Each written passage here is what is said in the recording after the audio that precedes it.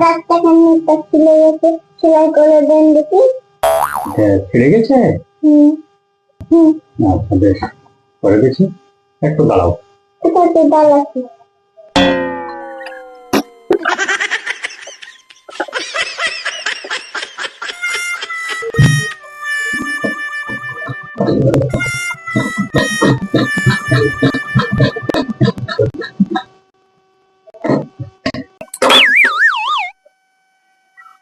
এই নাও টাকা।